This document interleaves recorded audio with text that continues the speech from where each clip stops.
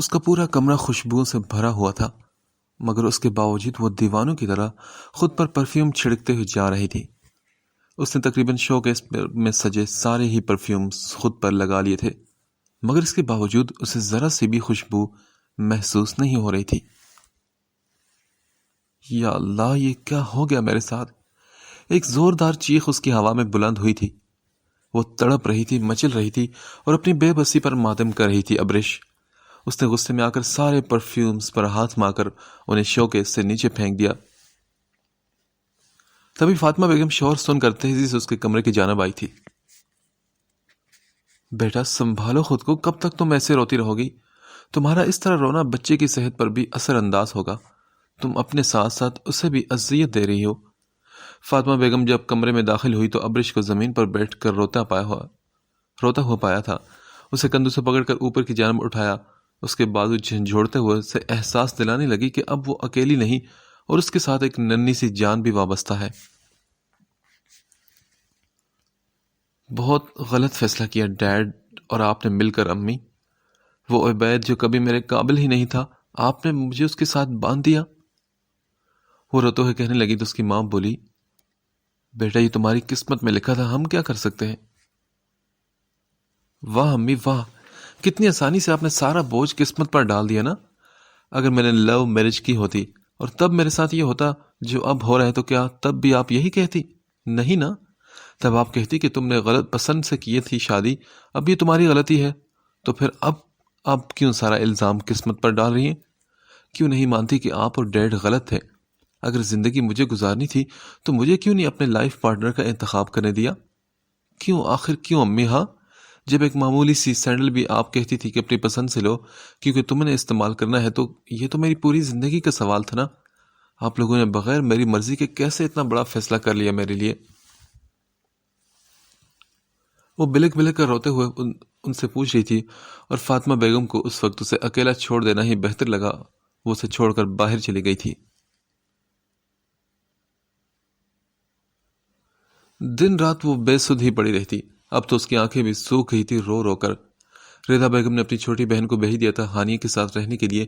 وہ دن بدن کمزور تر ہوتی جا رہی تھی۔ اس بیچاری مظلوم لڑکی کو نہ دن کی خبر تھی نہ رات کی۔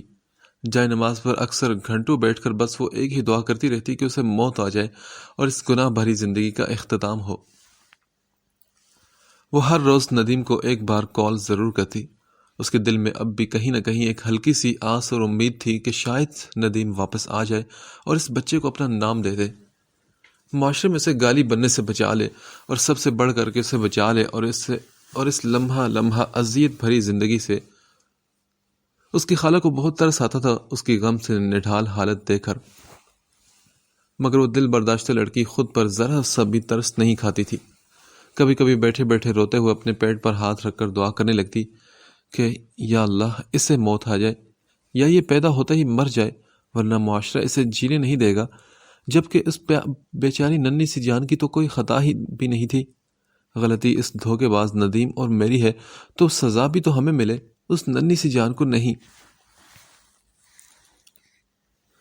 دن ایسے ہی غم میں گزر جاتے، یہاں تک کہ 2 مہینے بعد جب بچہ صرف 7 مہینے کا تھا اس کی برتھ ہو گئی۔ آس پاس کے لوگوں کو اس کی خالہ نے یہی بتایا تھا کہ ہانیہ ایک بیوہ ہے۔ امی جان کہاں لے کر جا رہی ہیں آپ اسے؟ اپنا بیٹا دیکھتے ہی اس نے رونا شروع کر دیا تھا۔ اس کی خالہ نے ہاسپٹل میں بچے کا باپ کا نام ندیم ہی لکھوایا تھا۔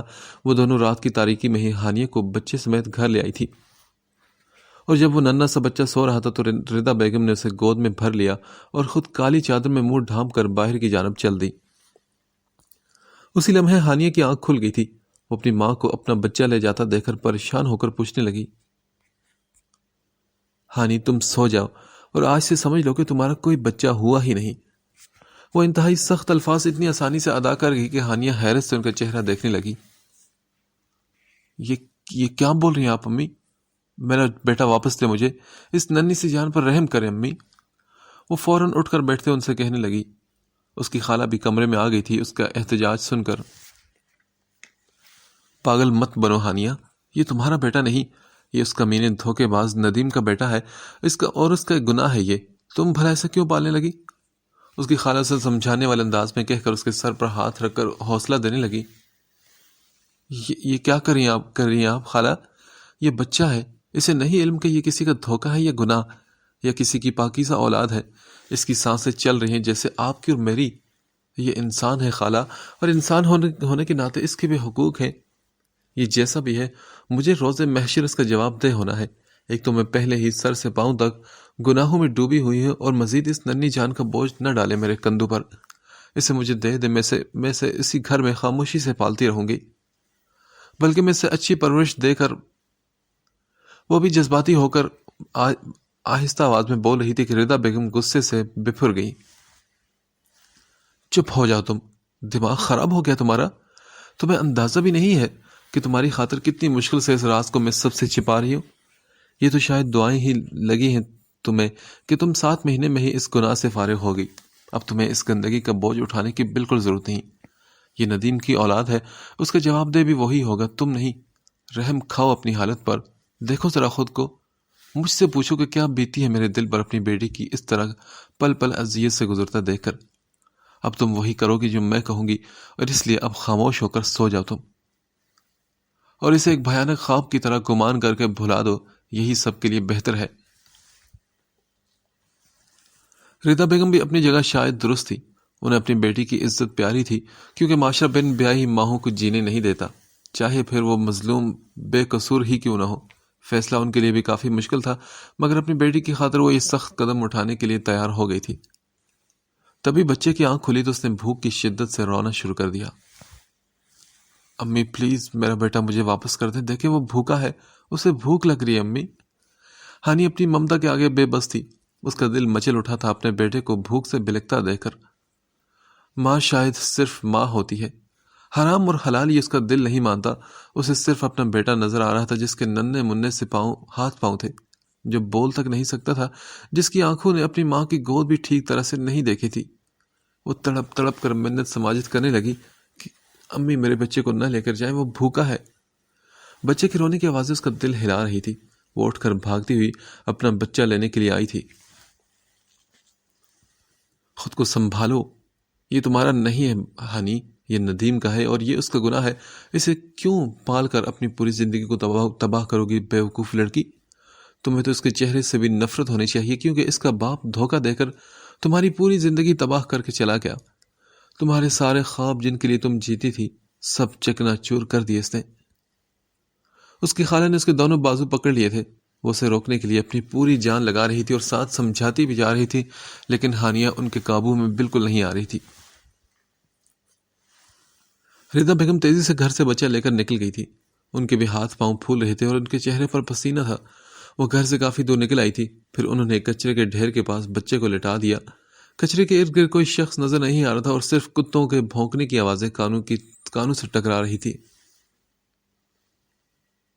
ہو سکے تو مجھے معاف کر دینا بچے، پر میں مجبور ہوں، میری بیٹی کی پوری زندگی کا سوال ہے۔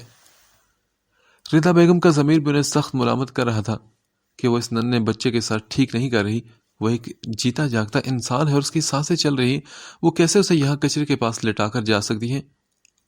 مگر اس لمحے انہوں نے صرف دماغ سے کام لیا اور اس ننھی سی جان کو وہیں چھوڑ کر وہ چلی گئی۔ ہانی کا تڑپنا اس کی خالہ سے دیکھا نہیں جا رہا تھا۔ وہ پوری کوشش کر رہی تھی خود کو ان کی پکڑ سے چھڑوا کر بھاگنے کی، اور تبھی اگلے لمحے جب وہ اپنی ماں کو خالی ہاتھ کمرے میں داخل ہوتے دیکھا تو فوراً پوچھنے لگی، میرا بیٹا کہاں ہے امی جان؟ کہاں ہے میرا بیٹا؟ اس ننھی سی جان کو کہاں چھوڑا یہ آپ؟ اس کی خالہ نے اس کی پکڑ ڈھیلی چھوڑ دی تھی۔ اپنی بہن کو خالی ہاتھ واپس دے کر پکڑ ڈھیلی ہوتے ہی وہ تیزی سے ردا بیگم کی جانب لپکی تھی۔ ان کی خالی ہاتھ دیکھتے ہوئے تڑپ کر پوچھنے لگی۔ وہ ایک ماں تھی جو بلک بلک کر رو رہی تھی اپنی اولاد کے لیے، جس کا رونا دیکھا نہیں جا رہا تھا ان دونوں خواتین سے۔ امی آپ نے ٹھیک نہیں کیا، ندیم اور میرے گناہ کی سزا اس ننھی سی جان کو دے دی۔ کیا قصور ہے اس کا اس سب میں؟ وہ تو ایک انسان ہے نا امی، اسی کا خیال کر لیتی۔ میں اپنے بیٹے کو قیامت کے دن کیا منہ دکھاؤں گی جب وہ میرا دامن پکڑ کر مجھ سے پوچھے گا کہ ماں میرا کیا قصور تھا؟ تب کیا جواب دوں گی میں اسے؟ ہاں، ہائے میرا بیٹا، یا اللہ میں بہت گناہ گار ہوں، سیاہ کار ہوں، بدکار ہوں، سر سے پاؤں تک ناپاک ہوں، مگر میرا بچہ وہ تو بے قصور ہے میرے مالک۔ اس کا قصور تو فقط اتنا ہے کہ وہ اس گناہ گار ہانیہ کا بیٹا ہے۔ اے میرے مالک، میرے بیٹے کو اپنے حفظ و امان میں رکھ، میں اسے تیری حفاظت میں دیتی ہوں، بے شک تو سب سے بڑا محافظ ہے۔ وہ دکھ اور غم سے نڈھال ہو کر زمین پر گر کر اپنے خدا سے مدد کی طلب کر رہی تھی۔ ہانیہ، بچے تمہاری عقل پر پتھر پڑ گئے ہیں کیا؟ ارے گناہ تھا وہ، حرام کی اولاد، کیوں تم اس کے لیے دعائیں کر رہی ہو؟ اس کی خالہ نے اسے زمین سے اٹھا کر اس کے آنسو پہنچتے ہوئے بیڈ پر لا کر بٹھا کر اسے سمجھانے کی کوشش کی تو وہ بولی، حرام؟ خالہ، کہ انسان حرام کیسے ہو سکتا ہے بھلا؟ ہاں، آپ کیوں یہ نہیں سوچتی کہ وہ ایک روح ہے؟ اس کے حرام ہونے کے باوجود شریعت 120 دن کے بعد، یعنی اس میں روح آنے کے بعد ابارشن کرانے کی اجازت نہیں دیتی، اور کہتی ہے کہ اگر تم 120 دن کے بعد ابارشن کرواتے ہو تو یہ قتل ہے۔ آپ سمجھتی ہیں اس نازک بات کا مطلب؟ اگر شریعت چاہتی تو کہہ دیتی کہ حرام کی اولاد ہے، 9 ماہ کا بھی ہو جائے تو مار دو، مگر ایسا حکم ہرگز نہیں۔ کیا آپ جانتی ہیں کیوں؟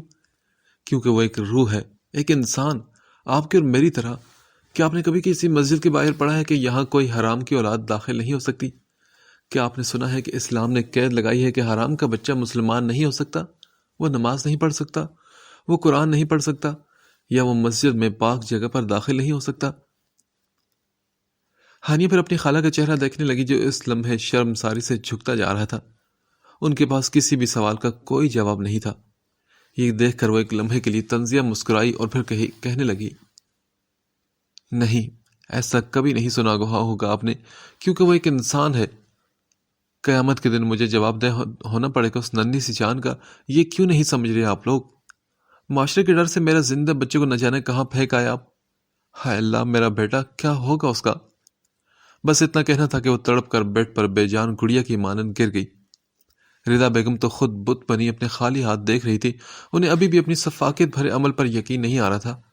وہ بار بار اپنے دل میں خود سے پوچھتی تھی کہ واقعی وہ ایک ننھی سی جان کو کچرے کے پاس ایک سنسان علاقے میں جانوروں کے بیچ چھوڑ آئی تھی۔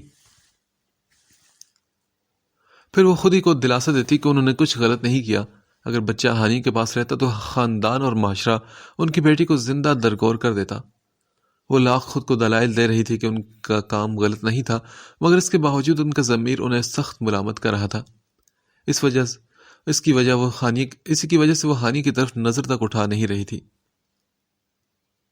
آپا، یہ دیکھیں، یہ تو مجھے لگتا ہے بے ہوش ہو گئی۔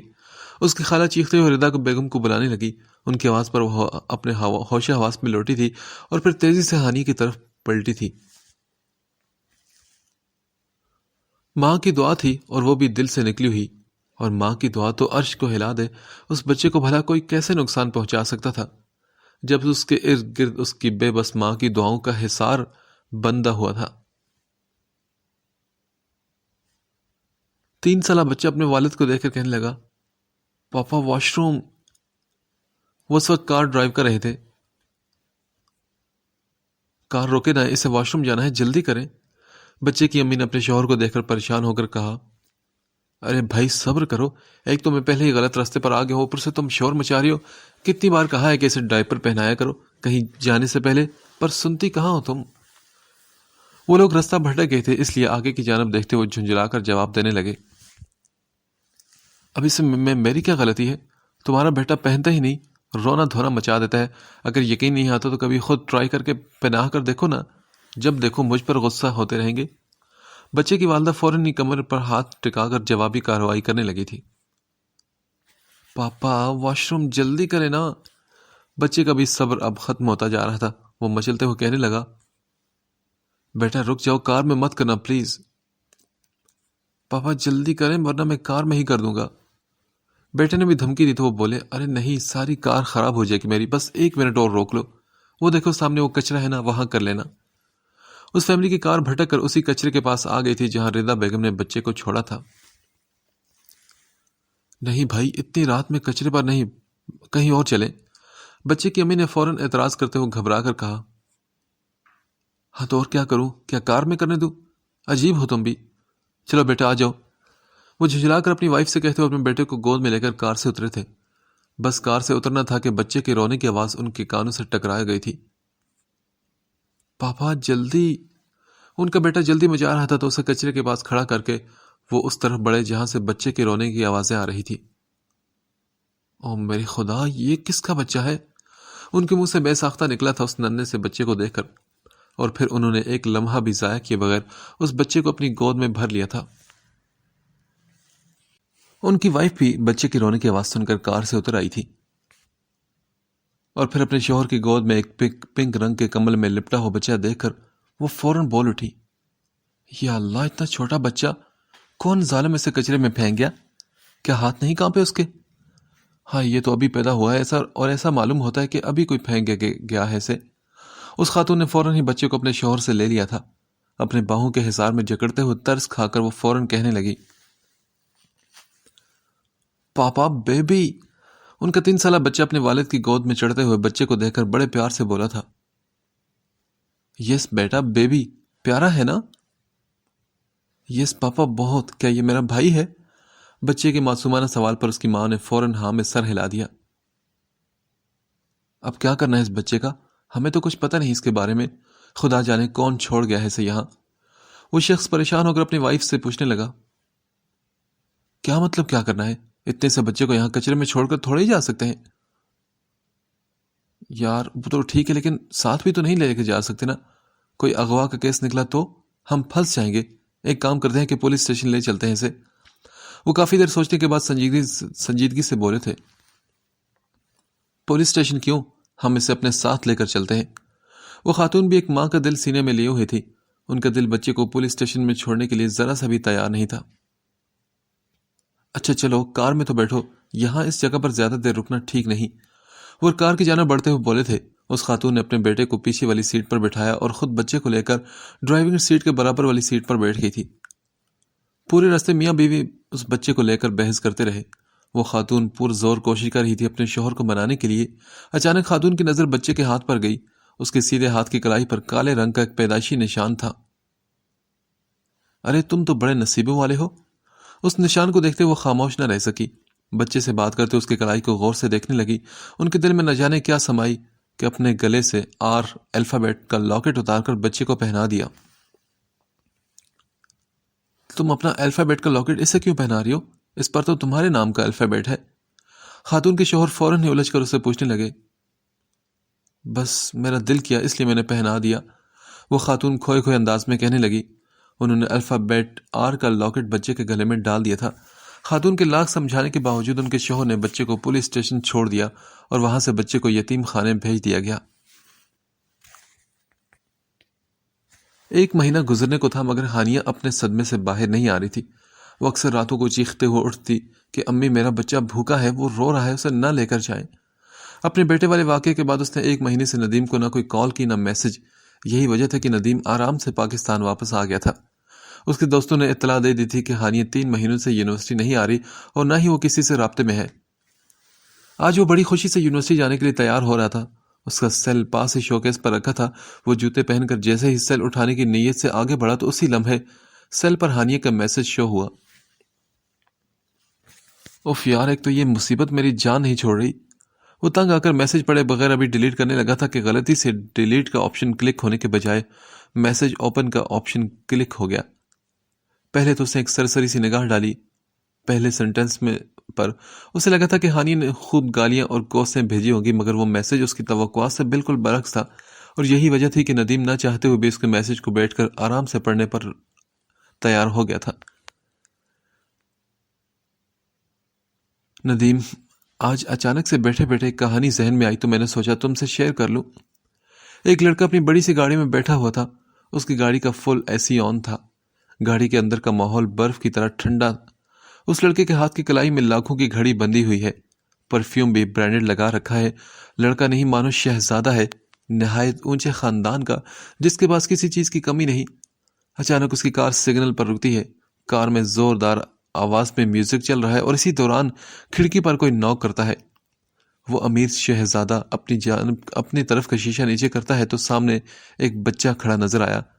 کھڑکی کھلتے ہی باہر سورج کی کرنیں جو آگ برسا رہی تھی وہ اس شہزادے کے چہرے کو محسوس ہوئی۔ اس بچے کا چہرہ تپتی دھوپ کے وجہ سے سرخ ہو رہا تھا۔ اس کے بال گرد آلود تھے، کندھے پر کچرے کا بورا ٹانگے ہوئے تھا۔ ایک ہاتھ اس شہزادی کی طرف بڑھاتے وہ بچہ اس سے بھیک مانگتا ہے۔ اس بچے کے پاؤں دھوپ سے بھی جل رہے ہیں، لیکن اس کے باوجود وہ چہرے پر معصوم سی مسکراہٹ سجائے شہزادے سے بھیک مانگ رہا تھا۔ اتنا پڑھ کر ندیم تنگ آ گیا تھا اور کہنے لگا کہ یہ کیا بکواس کہانی سنا رہی ہے، مجھے لگتا ہے کہ دماغ خراب ہو گیا ہانیہ کا۔ آگے کا جملہ پڑھتے اس کی آنکھیں پھٹی کی پھٹی رہ گئی۔ ہانیہ نے لکھا تھا، وہ شہزادہ ہاتھ گاڑی سے باہر نکال کر بھیک دینے لگتا ہے، اور بس اس لمحے کو یہاں روک دو اور سوچو کہ کیسا ہوگا کہ جب بھیک دینے والے ہاتھ اور بھیک لینے والے ہاتھ کی رگوں میں ایک ہی خون دوڑ رہا ہو۔ ہائے، اس لمحے کو سوچ کر ہی مجھے شہزادے پر ترس آتا ہے کہ اس کا خون، اس کا لخت جگر ننگے پاؤں روڈ پر کھڑا ہو کر بھیک مانگ رہا ہے، اور ستم ظرفی یہ ہے کہ ایک باغ اپنے ہی بیٹے کو ترس کھا کر بھیک دے رہا ہے۔ ندیم، تمہیں مبارک ہو کہ تمہارا بیٹا ہوا تھا، پتہ ہے تمہاری طرح بہت خوبصورت تھا وہ، اس کی کلائی پر تمہاری ہی طرح کالا نشان تھا۔ میری امی اسے معاشرے کے خوف سے نہ جانے کہاں چھوڑ آئی، مجھے نہیں خبر کہ وہ کہاں ہے اور کس حال میں ہے، وہ زندہ بھی ہے کہ نہیں، مگر آج کے بعد جب کسی یتیم اور مسکین بچے کو دیکھو تو ضرور ایک بار اپنے بیٹے کو یاد کرنا کہ تمہارے گناہ کی سزا معاشرے نے اس بے قصور بچے کو دے دی ہے۔ زندگی ویسے بھی اتفاقات کا مجموعہ ہے، ہو سکتا ہے کہ کبھی ایسا اتفاق ہو جائے اور یہ کہانی سچ ہو جائے، تو کیا دے سکو گے اپنے ہی بیٹے کے ہاتھ میں بھیک؟ تم کیا دیکھ سکو گے اسے روڈ پر تپتی ہوئی دھوپ میں ننگے پاؤں بھیک مانگتے ہوئے؟ ہانی کا میسج تھا یہ جیسے کوئی تیر تھے، ایک ایک لفظ کی چبھن ندیم نے اپنے پورے وجود میں محسوس کی تھی۔ اس کی ساری خوشی میسج پڑھنے کے بعد غائب ہو چکی تھی، اس کے ماتھے پر پسینہ آ رہا تھا، اس کے آخر کے سوالات اس کی ضمیر کو بری طرح جھنجھوڑ رہے تھے۔ 2-3 لمحے کے لیے وہ منہ پر ہاتھ رکھ کر بیٹھ گیا، تھوڑی دیر وہ بس سر پکڑے بیٹھا رہا اور اپنے آپ کو تسلی دیتا رہا کہ بھول جا ندیم، سب کچھ بھول جا، چل یونیورسٹی چل، وہاں جا کر اپنے دوستوں سے ملے گا تو یہ میسج تو آسانی سے بھول جائے گا۔ اف، سارا موڈ خراب کر دیا اس لڑکی نے، پڑھنا ہی نہیں چاہیے تھا مجھے اس پاگل لڑکی کا میسج، کیا کیا بکواس کرتی رہتی ہے۔ وہ سیل فون پینٹ کی جیب میں ڈالتے ہوئے چل دیا تھا۔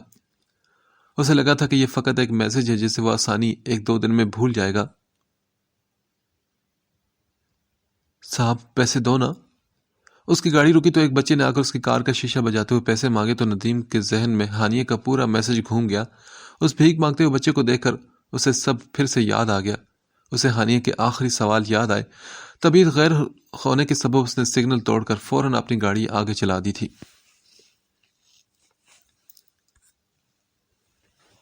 مبارک ہو، آپ کی بیٹی ہوئی ہے۔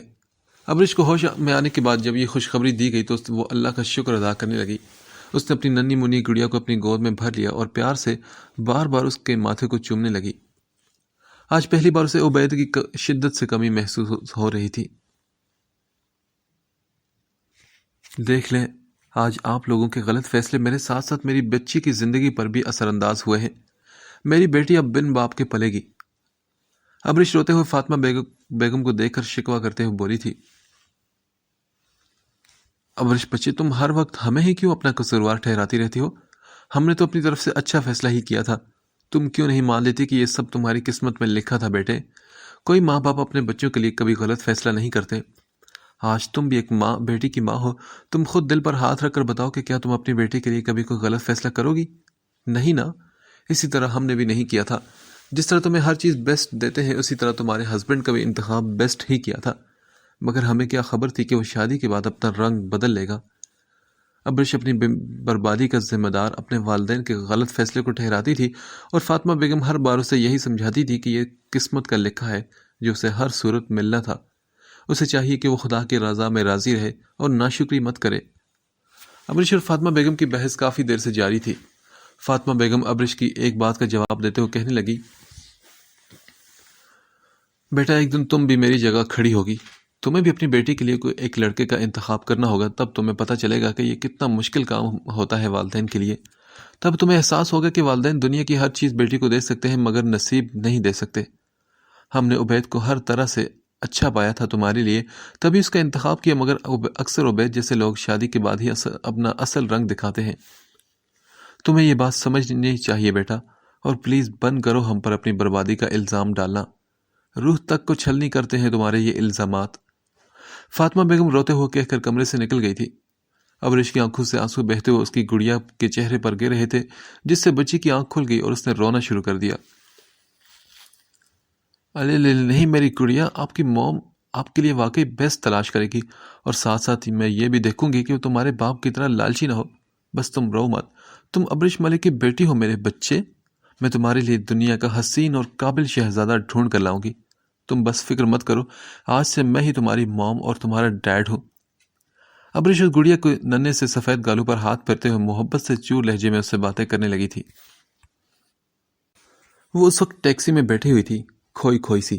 اس کی ماں اور خالہ اسے ہاسٹل چھوڑنے جا رہی تھی تاکہ وہ اپنی پڑھائی دوبارہ سے سٹارٹ کر لے اور اپنے بچے کے صدمے سے باہر آ سکے۔ وہ ایک زندہ لاش کی طرح ہو چکی تھی، آنکھوں میں مانو کوئی رنگ ہی نہ ہو اور صرف خالی پن کا بسیرا۔ جب وہ ہاسٹل کے کمرے میں داخل ہوئی تو منیبا اور ماہم خوشی سے اچھل پڑی۔ جیسے ہی منیبا اس کے گلے لگی تو ہانیہ نے زور زور سے رونا شروع کر دیا۔ بڑی مشکل سے اسے چپ کروایا گیا۔ یونیورسٹی کے پہلے دن ہی اس کا سامنا ندیم سے ہو گیا تھا۔ ندیم اسے اپنی جانب آتا دیکھ کر گھبرا گیا کہ کہیں وہ پھر سے کوئی ہنگامہ نہ کر دے۔ وہ فوراً تھوک نکلنے لگا تھا، مگر ہانی نے اس ذلیل کو منہ لگانا تو دور کی بات، اسے دیکھنے کی زحمت تک نہ کی۔ اس کی نظر میں تو ندیم مر چکا تھا، کیونکہ جس شخص میں انسانیت باقی نہ رہے اس کا زندہ ہونا یا مردہ ہونا ہانیہ کے نزدیک ایک ہی تھا۔ سبھی ان دونوں کی قطع تعلق کو محسوس بھی کر رہے تھے۔ منیبا اور ماہم زبردستی اسے آج ایک ہوٹل لے آئے تھے تاکہ وہ اپنے صدمے سے باہر نکلے اور واپس اپنی زندگی کی طرف لوٹے۔ ہانی اپنے غم میں اتنی کھوئی ہوئی تھی کہ اس نے غور ہی نہیں کیا کہ وہ آکاشا کے ہوٹل میں آئی ہے۔ وہ کھوئی کھوئی سی زندگی سے بیچار چیئر پر بیٹھی ہوئی تھی۔ میم آپ، میں ابھی سر آکاشا کو بتاتا ہوں کہ ان کی وائف آئی ہے، ویٹر کے کہتے ہی منیبا اور ماہم کے کان کھڑے ہو گئے۔ کیا؟ کس کو بتا کر آؤ گے تم؟ ہانی اپنی زندگی کے غموں میں ایسے الجھی ہوئی تھی کہ وہ باقی سب کو بھول بیٹھی تھی، اور انہی بھولے جانے والوں میں ایک نام آکاشا کا بھی تھا۔ میم، سر آکاشا کو آپ کے بارے میں بتانے جا رہا ہوں میں۔ آکاشا؟ کون آکاشا؟ ہانیہ انجان لہجے میں پوچھنے لگی تو وہ بولا، میم آپ کے ہسبینڈ، اس ہوٹل کے مالک۔ کیوں مذاق کریے آپ میم؟ میں ابھی سر کو بتا کر آتا ہوں۔ ویٹر کے جاتے وہ دونوں لڑکیاں ہانیہ کو نہ سمجھی سے دیکھنے لگی۔ کیا ہے؟ کیوں ایسے گھوری ہو تم لوگ مجھے؟ ہانی تم نے شادی کر لی اور ہمیں بتایا بھی نہیں؟ ماہم فوراً شکوہ کرنے لگی تو وہ بولی، کون سی شادی یار، اس ویٹر کو غلط فہمی ہوئی ہے شاید۔ دوسری طرف ویٹر نے ریسپشن پر جا کر اطلاع دے دی تھی۔ ہیلو سر، آکاشا نے آج طبیعت خراب ہونے کے سبب چھٹی لی تھی۔ اس کی سیکرٹری نے ہانی کی اطلاع دینے کے لیے اسے گھر پر کال کی۔ ہاں جی بولو، سب خیریت ہے نا؟ وہ بیڈ پر لیٹے آنکھیں بند کر کے جواب دے رہا تھا۔ اس کا پورا بدن بخار سے تپ رہا تھا۔ سر آپ نے کہا تھا نا کہ اگر آپ کی وائف دوبارہ ہوٹل میں آئے تو آپ کو فوراً اطلاع دی جائے، تو سر وہ ابھی آئی ہوئے اپنی سہیلیوں کے ساتھ، اور بس اتنا سننا تھا کہ آکاشا کا بخار تو چھو منتر ہو گیا، وہ بجلی کی سی تیزی سے فوراً سیدھا ہو کر بیٹھا۔ کیا واقعی؟ جی سر بالکل۔ اوکے سنو، میں ابھی آ رہا ہوں، تم انہیں روک کر رکھنا۔ آکاشا کے چہرے پر خوشی کی ایک لہر دوڑ گئی تھی۔ وہ تیزی سے کار کی چابی اٹھا کر اپنی نائٹ ڈریس میں ہی کمرے سے نکل آیا تھا۔ آکاشا بچے کہاں جا رہے ہو تم اتنی جلدی میں؟ ارے سنو تو۔ اس کی امی اسے پیچھے سے آوازیں دیتی رہے گی، مگر وہ تو جیسے ہوا کے گھوڑے پر سوار تھا۔ نائٹ ڈریس میں ہی وہ کار لے کر ہوٹل کی جانب بڑھ گیا تھا۔ اتنی بڑی غلط فہمی؟ منیبا ناسمجھی سے ہانی کی طرف دیکھ کر پوچھنے لگی۔ ہانی نے جب اپنے ارد گرد ماحول پر نظر دوڑائی تو اسے فوراً یاد آ گیا تو یہ تو وہی ہوٹل ہے جہاں وہ خودکشی کرنے آئی تھی۔ چلو یہاں سے جلدی، مجھے یہاں کھانا نہیں کھانا۔ ہانی جو آکاشا سے ملنا نہیں چاہتی تھی اس لیے تیزی سے بیگ ہاتھ میں ٹانگتے ہوئے کھڑی ہو گئی۔ لیکن کیوں؟ ماہم نے الجھ کر پوچھا۔ یار میں راستے میں سب کچھ بتا دوں گی، تم ابھی بس جلدی چلو، ہانی کے تیز لہجے میں کہتے وہ دونوں بھی اٹھ کھڑی ہوئی تھی۔ سب خیریت تو ہے نا؟ ہوا کیا ہے؟ منیبا نے بھی پریشان ہو کر پوچھا تو وہ بولی، ہاں سب خیریت ہے، بس تم چلو جلدی کرو۔ ہانی اپنی سہیلی کو لے کر تیزی سے ہوٹل سے نکلنے لگی تھی۔ دوسری طرف آکاشا کی کار ہواؤں سے بات کر رہی تھی۔ وہ کسی صورت بھی ہانی سے ملنے کا موقع کھونا نہیں چاہتا تھا۔ اس کا دل تو باولا ہوتے جا رہا تھا۔ ہر گزرتے لمحے کے ساتھ اسے یہ خوف ہو رہا تھا کہ کہیں دیر نہ ہو جائے۔ اس لڑکی کی سنگ دلی تو وہ پہلے ہی دیکھ چکا تھا۔ دل لے کر وہ ایسے غائب ہوئی تھی کہ 5 مہینے وہ دل کا مارا دیوانوں کی طرح تلاش کرنے کے باوجود اسے پانا تو دور کی بات، اس کی کوئی اطلاع تک نہیں پا سکا تھا۔ اور اب تو خوشی کے مارے اس کا بخار بھی بالکل اڑ چکا تھا۔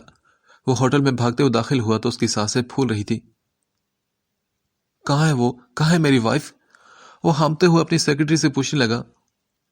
سر وہ تو چلی گئی۔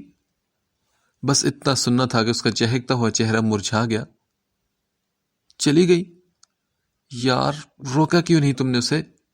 وہ فوراً ہی سر پکڑ کر غصے سے بولا تھا۔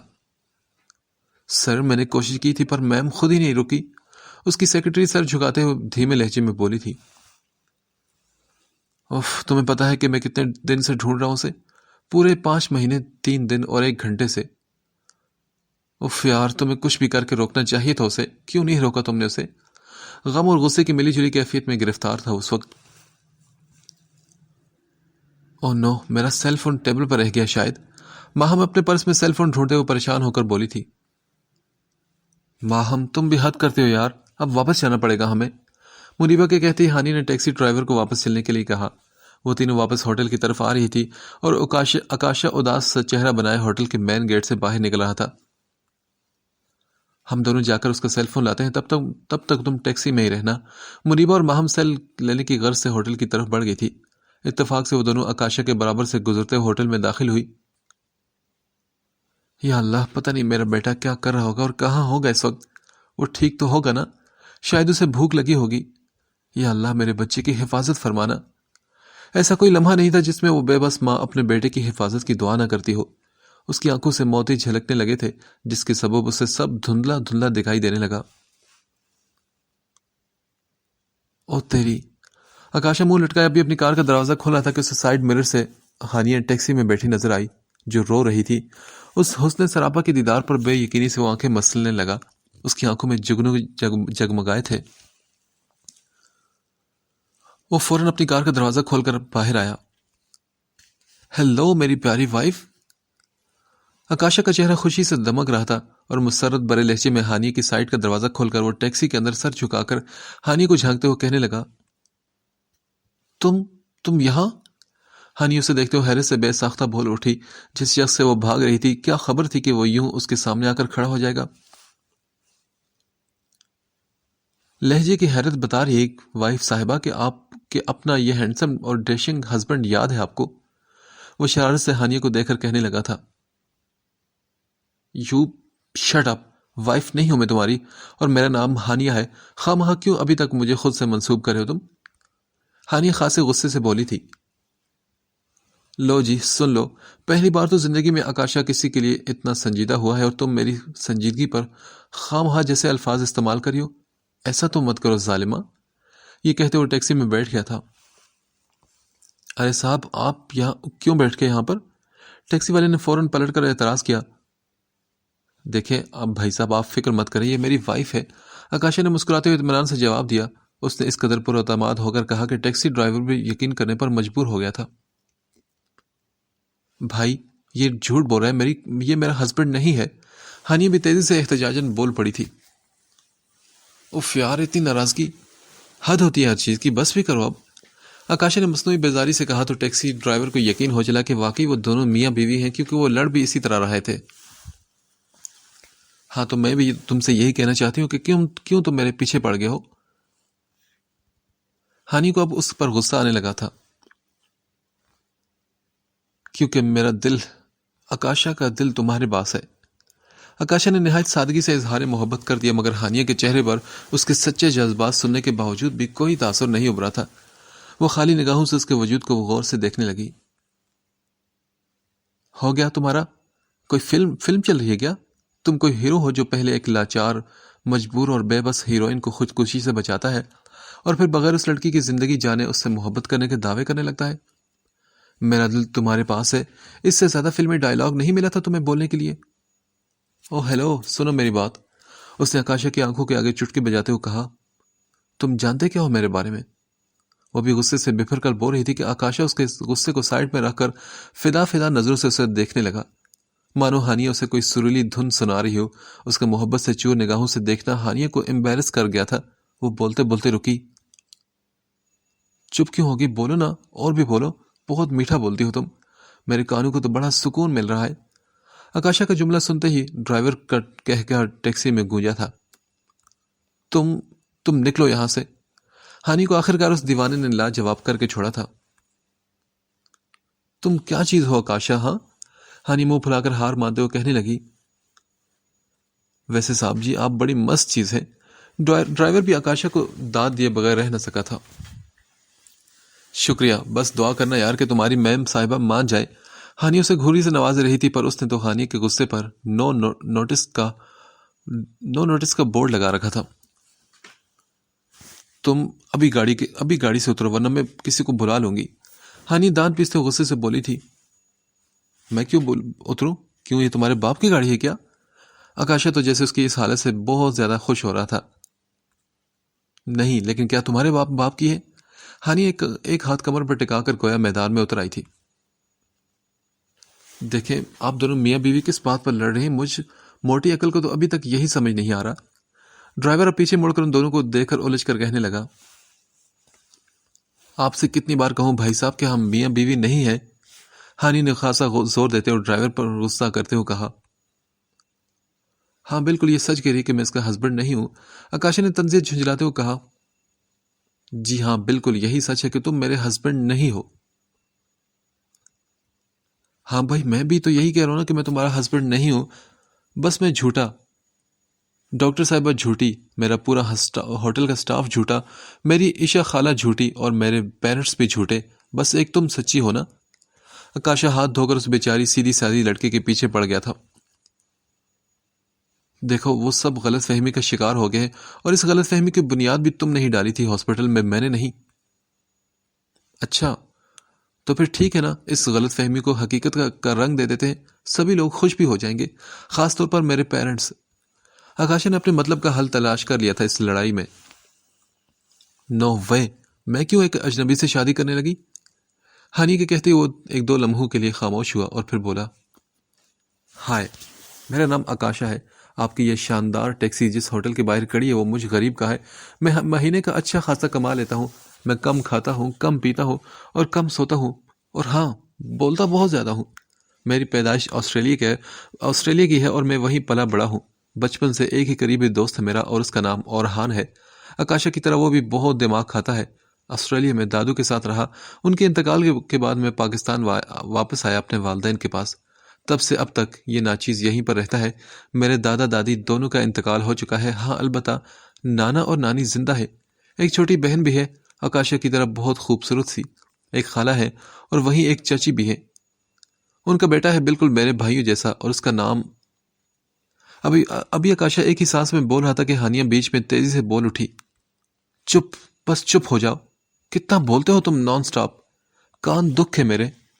وہ اپنے دونوں کانوں میں انگلیاں ڈال کر کہنے لگی، ٹھیک ہے تو پھر کیا رشتہ پکا سمجھوں؟ آکاشا معصومی سے بولا، آکاشا ٹیکسی سے اتر جاؤ اس سے پہلے کہ میں تمہارا خون کر دوں۔ ہانی کی برداشت جہاں ختم ہوئی تھی وہیں سے تو آکاشا کا ڈھٹائی کا لیول سٹارٹ ہوتا ہے۔ ہائے میرے نصیب، یہ تو آکاشا کی خوش قسمتی ہوگی۔ آکاشا محبت کے جال آنکھوں سے پھینکتے ہوئے اپنا گلا اس کے آگے پیش کر کے مسکراتے ہوئے بولا تھا، ویسے باجی یہ بندہ تو سچا عاشق لگتا ہے، اس نے آج آپ کو منا کر ہی دم لینا ہے۔ ٹیکسی ڈرائیور نے ہنستے ہوئے کہا، اچھا ٹھیک ہے تم ایسا کرو کہ بیٹھو اس کے ساتھ ٹیکسی میں ہی اتر جاتی ہوں۔ وہ کھا جانے والی نظروں سے گھورتے ہوئے ٹیکسی سے اتر گئی۔ ٹیکسی والے بھائی دعا کرنا کہ آج میری وائف مان جائے۔ آکاشا منتی انداز میں ٹیکسی ڈرائیور سے دعا کہتے ہوئے ہانیہ کے پیچھے ٹیکسی سے اترا تھا۔ ارے وائف جی آپ تو ناراض ہی ہو گئی، رک جائے نا۔ آکاشا کے یہ کہتے وہ غصے سے بپھر اٹھی اور کہا، کتنی بار کہوں کہ میرا نام ہانیہ ہے، مجھے میرا نام لے کر پکارا کرو، کیوں مجھے بار بار خود سے منسوب کر رہے ہو؟ ویسے یادداشت لگتا ہے بڑی کمزور ہے تمہاری، ٹیکسی میں بیٹھ کر عاطف اسلم کے گانے نہیں سنا رہا تھا تمہیں، یہ بیچارہ آکاشا تمہیں اپنا حال دل سنا رہا تھا۔ آکاشا منہ بسور کر دنیا جہان کی بیچارگی اپنے لہجے میں سماتے ہوئے نہایت جتا کر بولا تھا، دیکھو مسٹر تم مجھے جانتے کتنا ہو جو تم مجھ سے محبت کا دعویٰ کر رہے ہو؟ تو اس میں کیا ہے، جان لیتا ہوں، اس میں کون سی بڑی بات ہے، چلو بتانا شروع کرو اپنے بارے میں۔ آکاشا اپنا سیدھا کان اس کے چہرے کے قریب لا کر بولا تھا۔ میں کیوں بتاؤں تمہیں اپنی ساری باتیں؟ یار دیکھو، اب تم چیٹنگ کر رہی ہو میرے ساتھ۔ ابھی تو ٹیکسی میں اپنا پورا بایو ڈیٹا میں نے، وہ ابھی بول ہی رہا تھا کہ ہانیہ تیزی سے بیچ میں بولی۔ دیکھو آکاشا پلیز بس کرو، مجھے تمہاری وائف بننے میں کوئی انٹرسٹ نہیں، اب پلیز میری جان چھوڑ دو۔ وہ دونوں ہاتھ بیزاری سے جوڑتے ہوئے کہنے لگی۔ اوکے تمہاری مرضی، اگر تمہیں لگتا ہے کہ میں یہ بولنے والا ہوں تو بھول ہے تمہاری مس ہانیہ، تم آکاشا کا پہلی ملاقات میں دل لے اڑی ہو، تمہارا پیچھا چھوڑنا اب آکاشا کے بس میں بالکل نہیں۔ آکاشا نے جو گرگٹ کی طرح رنگ بدلا تھا، ہانیہ اسے غصے سے دیکھتی رہ گئی، اور اگلے ہی لمحے اس نے ہانیہ کی آنکھوں میں جاگتے ہوئے محبت سے لبریز انداز میں اعلانیہ کہہ دیا کہ وہ بے بس ہے اپنے دل کے ہاتھوں۔ لگتا ہے کہ تمہاری یادداشت کافی کمزور ہے، تمہیں پتا ہے کہ میں ایک بچے کی ماں ہوں، بھول گئے کیا؟ ہانی کی یہ بات کہتے وہ مسکرا اٹھا اور بولا، ارے ہاں یار، میں تو تمہارے چکر میں بھول گیا، کیسا ہے بیبی؟ اب تو 1-2 ماہ کا ہو گیا ہوگا نا؟ اکثر سوچتا ہوں میں اس کے بارے میں، آخر مجھے اس کا ڈیڈ بھی تو بننا ہے نا، اتنی بڑی ذمہ داری سنبھال پاؤں گا یا نہیں، کبھی کبھار تو ڈر لگتا ہے یہ سوچ کر، مگر پھر میں خود کو حوصلہ دیتا ہوں کہ آکاشا تم ضرور ایک اچھے ڈیڈ بنو گے، فکر مت کرو۔ اس کے کہے آخری جملے ہانیہ کے دل کو لگے تھے اور اس کی آنکھوں سے موتی جھر جھر بہنے لگے۔ کیا تم میرے بیٹے کو اپنا لیتے؟ ہانیہ بے یقینی سے اس کی آنکھوں میں جھانکتے ہوئے پوچھنے لگی۔ ہاں بالکل، جب محبت کی ہے تو میں آخری دم تک نبھاؤں گا، آکاشا نے محبت سے چور لہجے میں آنکھوں میں رومانیت بھرے ہوئے جواب دیا۔ لیکن ایک منٹ، تم رو کیوں رہی ہو، یہ تو بتاؤ۔ آکاشا اگر تمہیں پتہ چلا کہ وہ جائز نہیں تھا، کیا پھر بھی تمہارا فیصلہ یہی ہوتا؟ ہانی نے اب کی بار تجسس سے اس کے جواب کا انتظار کیا تھا۔ جواب دو نا آکاشا، کیوں خاموش ہو گے؟ چھوڑو، شاید میں نے ہی کچھ زیادہ سخت سوال کر لیا، آئی ایم سوری۔ ہانی اس کی خاموشی دیکھ کر جواب گمان کر چکی تھی۔ اوہ سوری ہانیہ، دیر ہوگی آنے میں، وہ دراصل میرا سیل فون مل ہی نہیں رہا تھا۔ منیبہ اور ماہم نے آتے ہی معذرت طلب کی تو ہانی نے انہیں دیکھتے ہوئے اپنے آنسو صاف کیے۔ یہ کون ہے؟ منیبہ نے آکاشا کی جانب دیکھتے ہوئے ہانی سے پوچھا۔ جی میرا نام آکاشا ہے، یہ کہہ کر اس نے اپنا نام بتایا اور وہاں سے چلا گیا۔ ارے یہ تو اس ہوٹل کے مالک ہیں، میں نے ان کی پکچرز میگزین میں دیکھی ہیں، واو، ریل لائف میں تو اور بھی زیادہ ہینڈسم ہے، مگر یہ نائٹ ڈریس میں کیوں پھر رہے ہیں؟ ماہم فدا لہجے میں آکاشا کی تعریفیں کر رہی تھی، مگر ساتھ ساتھ وہ الجھی بھی تھی اسے نائٹ ڈریس میں گھومتا ہوا دیکھ کر۔ میڈم چلیں، دیر ہو رہی ہے، ٹیکسی ڈرائیور نے ہارن دیا تھا۔ وہ تینوں تیزی سے جا کر ٹیکسی میں بیٹھی تھی۔ تبھی وہ بول اٹھا، کیا ہو باجی، کیا بات نہیں بنی؟ ویسے بھائیوں والا مشورہ دے رہا ہوں کہ آپ کا شوہر بہت اچھا انسان لگا مجھے، اس بیچارے کو اتنا تنگ مت کریں۔ ٹیکسی ڈرائیور کے کہتے ہی ماہم اور منیبہ ہانی کی طرف الجھ کر دیکھنے لگی۔ یہ کیا سین ہے باس؟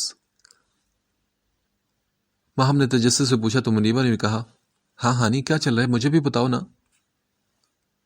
کچھ نہیں یار، ہاسٹل چلتے ہیں، پھر تم دونوں کو سب کچھ بتاتی ہوں۔ ہاسٹل پہنچتے ہی ان دونوں کو اس نے ساری باتیں بتا دی۔ ہاں تو پھر کیا آکاشا نے تمہاری بات کا جواب نہیں دیا؟ ماہم نے غم زدہ لہجے میں دوبارہ پوچھا۔ کیوں تم بار بار ایک ہی سوال کری ہو ماہم؟ اس نے بتایا نا، نہیں دیا اس نے کوئی بھی جواب۔ ویسے بھی آسان نہیں ہے کہ کسی اور کی اولاد کو اپنا نام دینا، اور اوپر سے یہ تو… منیبہ بولتے بولتے رک گئی تھی، لیکن ہانیہ سمجھ گئی تھی کہ وہ کیا کہنا چاہ رہی ہے۔ ویسے تم نے بہت غلط کیا اس بیچارے کے ساتھ، بچہ کون سا تمہارے پاس ہے جو تم نے اتنا سخت سوال کر ڈالا کہ وہ جواب ہی نہ دے سکا؟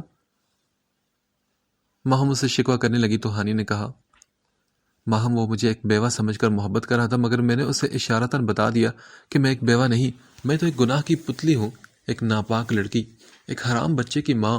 اب مجھے یقین ہے کہ وہ دوبارہ مجھ سے کبھی خود بھی ملنا نہیں چاہے گا۔ وہ ایک اچھے اور شریف گھر کا لڑکا ہے، وہ ایک پاکیزہ با کردار لڑکی کا مستحق ہے، مجھ جیسی ناپاک اور بد کردار کا بالکل نہیں۔ ہانی کو یقین تھا کہ حقیقت جانے کے بعد آکاشا دوبارہ کبھی اس کی زندگی میں قدم نہیں رکھے گا۔ وہ الگ بات تھی کہ دل کے کسی کونے میں ایک امید کی کرن جاگی تھی کہ کتنا اچھا ہوتا کہ آکاشا جواب میں ہاں کہہ دیتا۔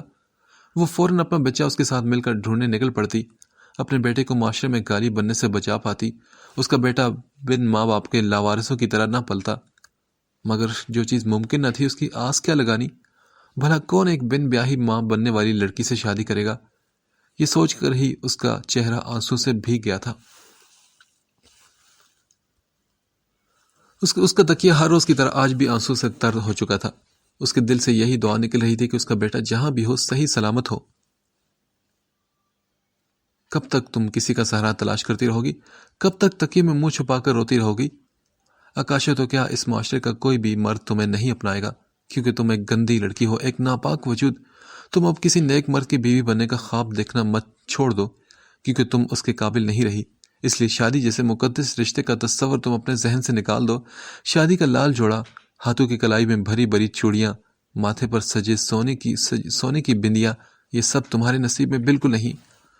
اب اس دلہن بننے کے سنہرے خواب کو کسی دل کے کونے میں دفنا دو۔ ہانیہ، بہادر بنو۔ تمہیں اپنا بیٹا ڈھونڈنا ہے، اس قابل بننا ہے کہ اس کی اچھی پرورش کر سکو، اور تمہیں یہ کرنا ہی ہوگا کیونکہ ہانیہ کمزور ہو سکتی ہے مگر ایک بچے کی ماں نہیں۔ ہاں، میں اس قابل بنوں گی کہ خود اپنا بیٹا بغیر کسی کے سہارے پال سکوں۔ رات کی تاریکی میں وہ بستر پر لیٹی خود کو ہی حوصلہ اور ہمت دے رہی تھی۔ اس نے اپنے آنسو پونچھ لیے تھے۔ وہ پکا ارادہ کر چکی تھی کہ اب وہ اور نہیں روئے گی اور نہ ہی یوں بے بس ہو کر سہارے کی تلاش کرے گی۔ اس نے پکا ارادہ کر لیا تھا کہ وہ خود اپنے پاؤں پر کھڑی ہوگی، اپنے بیٹے کو تلاش کرے گی اور اس کی اچھی پرورش کرے گی۔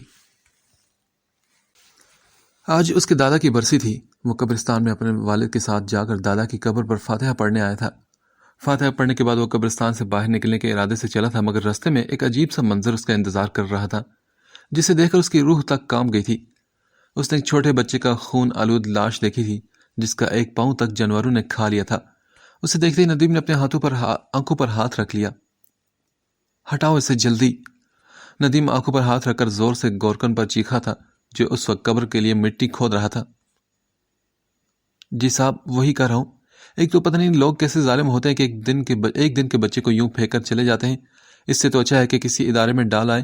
بیچارہ دیکھنے سے ایک دن کا معلوم ہوتا ہے۔ کیسے بے ضمیر لوگ ہیں کہ اتنے سے بچے کو مرنے کے لیے پھینک جاتے ہیں اور پھر یہ معصوم بچے ان جانوروں کا نشانہ بن جاتے ہیں۔ قبر کھودنے والا ندیم کو دیکھ کر بولا تھا، اچھا بس کرو، جب تک اس پر کوئی کپڑا ہی تو ڈال دو۔ ندیم اس بچے کی لاش دیکھنے سے ڈر رہا تھا۔ صاحب جی، کپڑا کہاں سے لاؤں؟ کیا مطلب؟ کیا تم اس بیچارے کو ایسے ہی دفنا دو گے؟ ندیم سے اس بچے کی حالت دیکھی نہیں جا رہی تھی۔ اس کے ذہن میں ہانیہ کا پورا میسج گھومنے لگا۔ اسے یاد آیا کہ ہانیہ کی ماں بھی اس کے بیٹے کو کہیں پھینک آئی تھی، اور یہ خیال آتے ہی اس کا دل تڑپ اٹھا۔ وہ اس بچے میں اپنے بیٹے کا عکس دیکھ رہا تھا جس کے سبب وہ شدت سے اس بچے کی تکلیف پر مچل اٹھا تھا۔ صاحب جی، ایسے نہ جانے کتنے ہی بچے پڑے ملتے ہیں، کچھ کپڑوں کے ساتھ ہوتے ہیں اور کچھ ایسے ہی۔ میں غریب آدمی اتنے سارے کفن کہاں سے لاؤں؟ ایک دو ہوں تو انسان اپنا پیٹ کاٹ کر انہیں کفن دے بھی دے، مگر آپ جانتے ہیں یہ تو روز کا معمول بنتا جا رہا ہے۔ جیسے جیسے لوگ ماڈرن ہو رہے ہیں ویسے ویسے ان بچوں کی تعداد میں اضافہ ہوتا جا رہا ہے۔ اس شخص کی باتیں سن کر ندیم کو شدت سے احساس ہوا کہ اس طرح کے بچوں کو تو کفن تک نصیب نہیں ہوتا، الٹا وہ جانوروں تک کا لقمہ بن جاتے ہیں۔ تو کیا میرے بیٹے کے ساتھ بھی یہی سب ہوا ہوگا؟ ندیم غم زدہ ہو کر خود سے ہی سوال کرنے لگا۔ کیا کرے تم یہاں کھڑے ہو کر؟ ندیم اس قدر ملامت میں گرفتار تھا کہ اپنے پیچھے آنے والے شخص کی اسے ذرا سے بھی خبر نہ تھی۔ او ہیلو، کہاں گم ہو ہیرو؟ اس شخص نے کندھے پر ہاتھ رکھ کر مسکراتے اسے پوچھا تو ندیم بوکھلا کر اس کی طرف دیکھنے لگا۔ ندیم کے چہرے کے سارے رنگ اڑ چکے تھے، اس کی آنکھوں میں پچھتاوے کے آنسو نمایاں تھے۔ پھر اس نے خود کو سنبھالا اور بولا، ارے آکاشا، تم کب آئے؟ بس ابھی یار، مجھے نہیں پتا تھا کہ تم اتنے جذباتی ہو۔ آکاشا نے بھی اس بچے کی لاش دیکھ کر اسے روتا ہوا دیکھ لیا تھا اور اس نے گمان کیا تھا کہ ندیم اس بچے کی لاش کو دیکھ کر رو رہا ہے۔ نہیں یار، ایسی کوئی بات نہیں۔ ندیم اب اپنے بکھرے ہوئے جذبات پر قابو پانے کی کوشش کر رہا تھا اور اس نے نظریں جھکا کر جواب دیا۔ تبھی آکاشا بولا، یار ندیم، پتہ نہیں اتنے گھٹیا کام کر کے یہ لوگ سو کیسے جاتے ہیں؟ ان کا ضمیر انہیں ملامت نہیں کرتا کیا؟ میں اگر غلطی سے کسی جانور کو بھی نقصان پہنچا دوں تو مجھے اس کا دکھ نہ جانے کتنے دنوں تک رہتا ہے، اور یہ دیکھو ایک جیتا جاگتا انسان۔ آکاشا کی باتیں ندیم کے ضمیر کو مزید ملامت میں ڈال رہی تھی۔ اس کی حالت اب غیر ہونے لگی اور اس کی پیشانی پر پسینہ چمکنے لگا۔ اسے اپنا سانس رکتا ہوا محسوس ہوا۔ وہ آکاشا کی ادھوری بات چھوڑ کر ہی چلا گیا تھا، جس پر آکاشا حیرت سے اسے جاتا ہوا دیکھنے لگا۔ اسے کیا ہو گیا ہے؟ دوسری طرف گھر آنے کے بعد ندیم نے خود کو کمرے میں لاک کر لیا تھا۔ اس کی آنکھوں میں ابھی تک اس بچے کی لاش گھوم رہی تھی۔ یہ کیا ہو رہا ہے میرے ساتھ؟ کیا ہو رہا ہے یہ؟ جب اس خانی کو دیکھتا ہوں تو وہ میسج دماغ میں گھومنے لگتا ہے۔ جب کسی بچے کو دیکھتا ہوں تو اپنا بیٹا یاد آ جاتا ہے، اور اگر اس کچھ دن ایسے ہی چلتے رہا تو میں تو پاگل ہو جاؤں گا۔ بس بہت ہو گیا، میں آج ہی اسلام آباد چلا جاتا ہوں، کچھ دن اپنے فرینڈز کے ساتھ گزاروں گا تو یہ سب بھول جاؤں گا۔ یہی ٹھیک رہے گا میرے لیے۔ ندیم اپنے ضمیر کی ملامت سے بچنے کے لیے فوراً اسلام آباد جانے کی تیاری کرنے لگا۔